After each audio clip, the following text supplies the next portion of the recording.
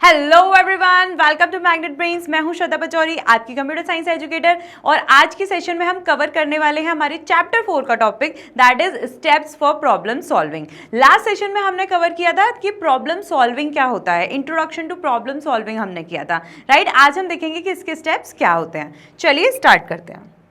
Okay, so when problems are straightforward and easy, we can find the solution. But a complex problem requires a methodical approach to find the right solution. In other words, we have to apply problem solving techniques.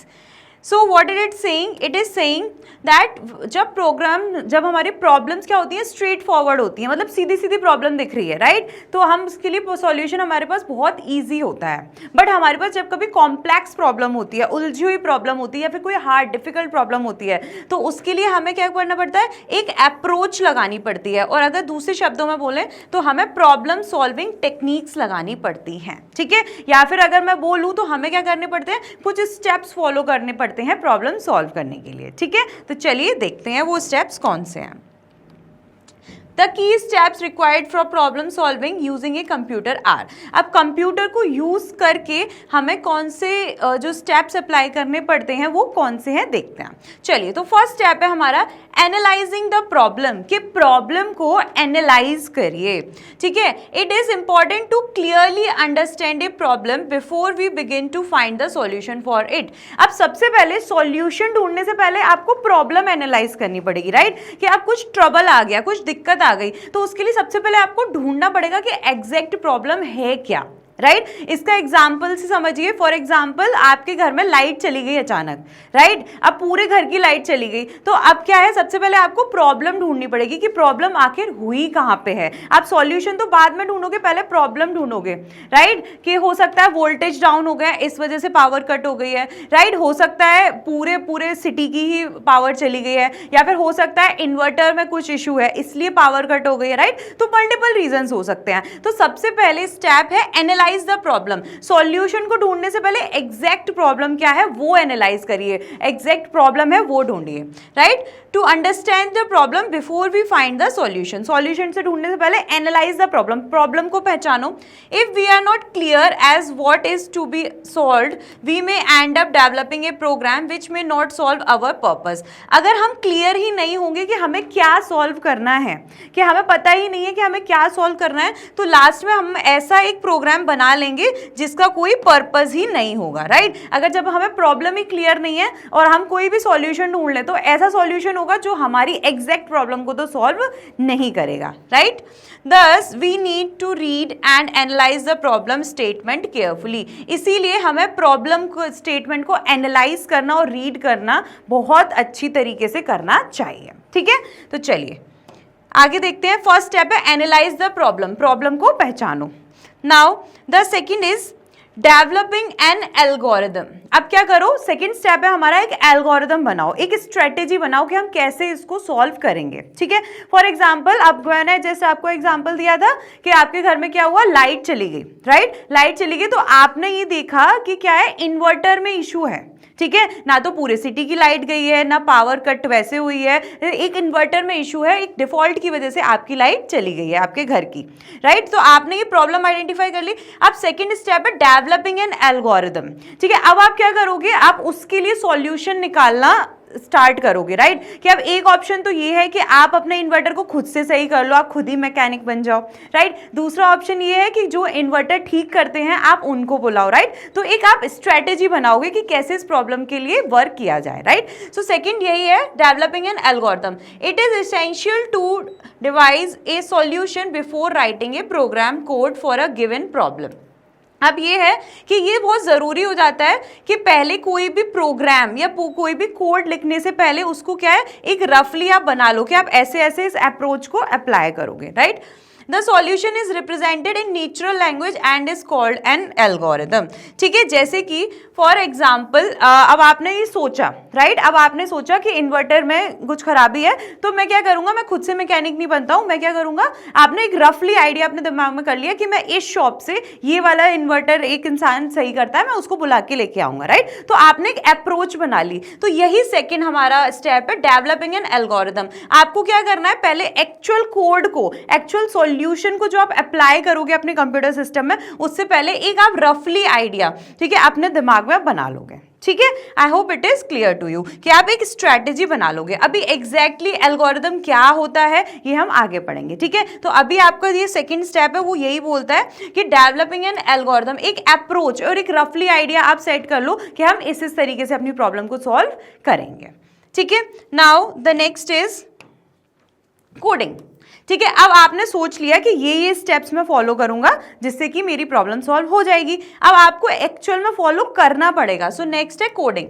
ठीक है, अब आपने एक algorithm बना लिया, coding.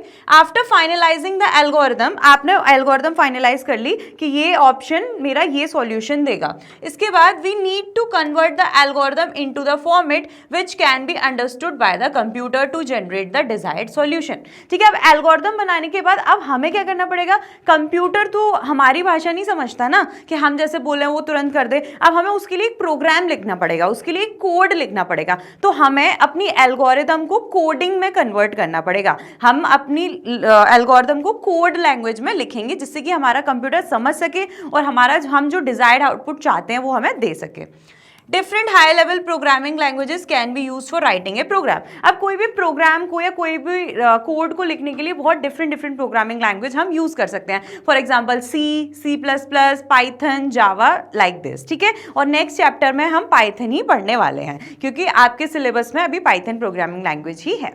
ठीक है, I hope आपको क्लियर होगा कि एल्गोरिदम बना ली। अब उसके बाद क्या करना है, कोड करना है, मतलब एल्गोरिदम को एक कोड में कन्वर्ट कर देना है, एक प्रोग्राम में कन्वर्ट कर देना है। नेक्स्ट इज, अब लास्ट स्टेप होता है हमारा टेस्टिंग एंड डीबगिंग। ठीक है, अब सबसे पहले प्रॉब्लम थी, आपने प्रॉब्लम आइडेंटिफाई कर ली, उसके बाद आपने क्या किया, एल्गोरिदम बना ली।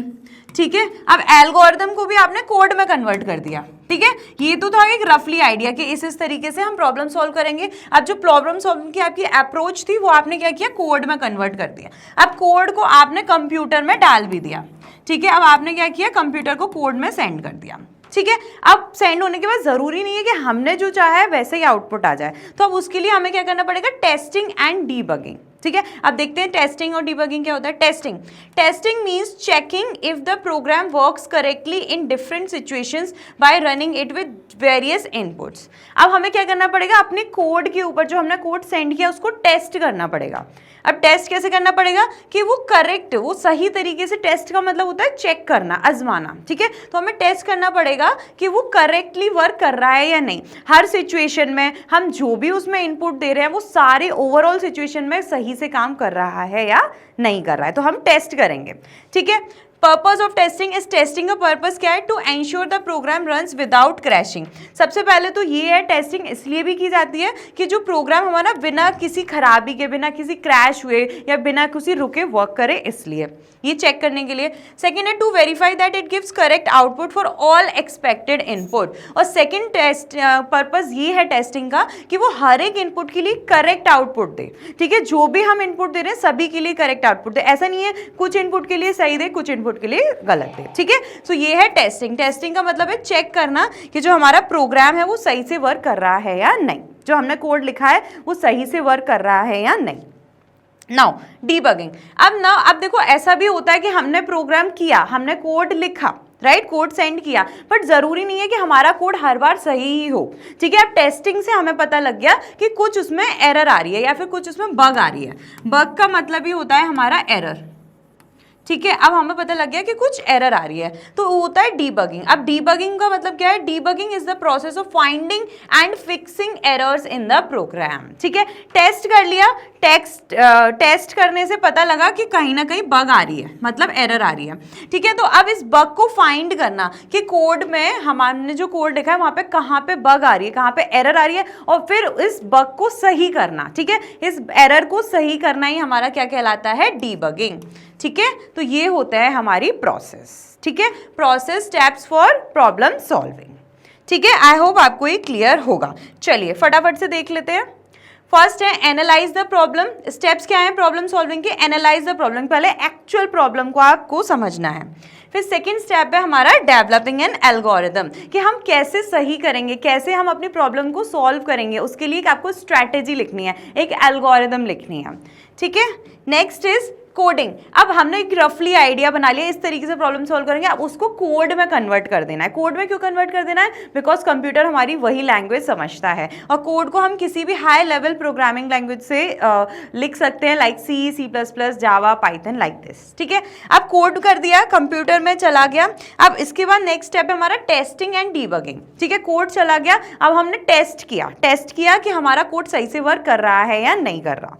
ठीक है, इफ इट वर्क कर रहा है अच्छे से तो कोई बात ही नहीं है, बट अगर वहां से हमें कोई भी एरर पता लगती है तो हम क्या करते हैं? डीबगिंग। डीबगिंग का मतलब क्या है? पहले तो फाइंड करना कि हमारे बग कहां से आ रहे हैं, और आने के बाद उन बग्स को या उन एरर्स को सही करना ही क्या होता है? हमारा डीबगिंग। ठीक है, आई होप आपको ये क्लियर होगा।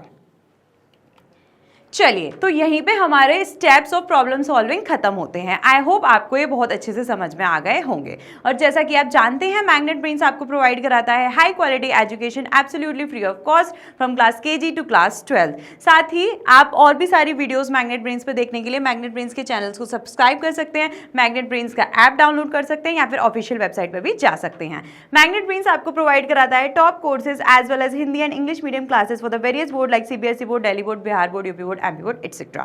If you need e-notes or e-books, then the link is given in the description box. तो मिलते हैं अब अपने नेक्स्ट सेशन में, तब तक के लिए हंसते रहिए, मुस्कुराते रहिए। Thanks for watching.